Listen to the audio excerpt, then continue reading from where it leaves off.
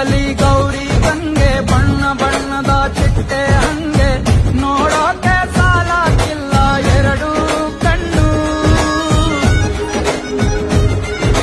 ಗಂಡು ಹೈಕಳು ಬೆಪ್ಪಾಗವ್ರೆ, ಬೆರಗು ಕಣ್ಣಲ್ಲಿ ನೋಡ್ತಾ ಅವ್ರೆ, ದಾವಣಿಲೆ ಬೀಸುತ್ತಾರೆ ಹೆಣ್ಹೈಕಳು.